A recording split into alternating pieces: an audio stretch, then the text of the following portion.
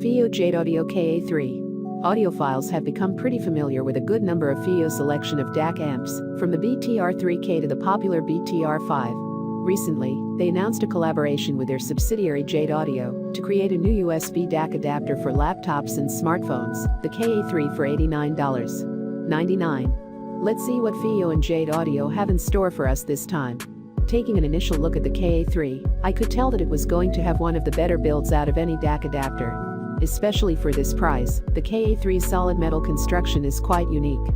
Its rigid design and black finish give the adapter a more premium feel than your standard plastic constructions you're used to seeing with this kind of device.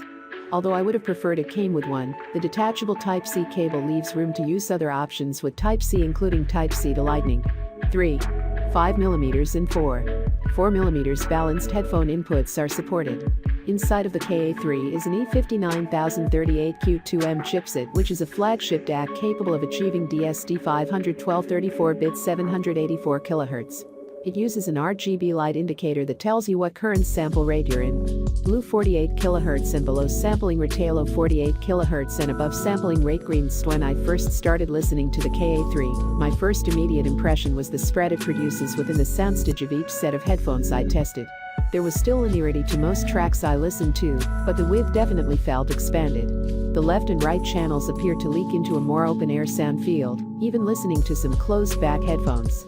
I spent a lot of time testing the KA3 with the Sitka SV021, and the imaging felt like two spheres in the hard left and right with a flatter middle portion. The effect this has makes separation appear naturally throughout the sound signature, articulating layers with accuracy. These elements appear a lot more forward in certain mixes, where the spatial imaging appears closer to you, but not too inward. Low end, the bass here is tight and gripping, offering a lively punch that has a buttery smooth tone. With the KA3, the transient response of the low end feels quick, letting you get just enough impact and detail from the mid-bass before it reserves itself. It's a pleasant timbre, but won't make the bass stick out aside from its clean balance and quickness.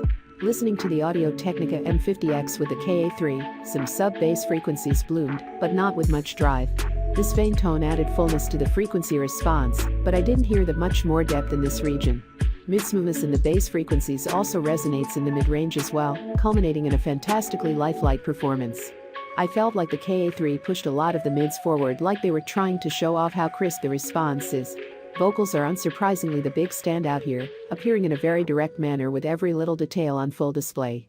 The performance feels like it's directly in your face at times, which is further expanded by the KA3. Check out the description for more information in latest price.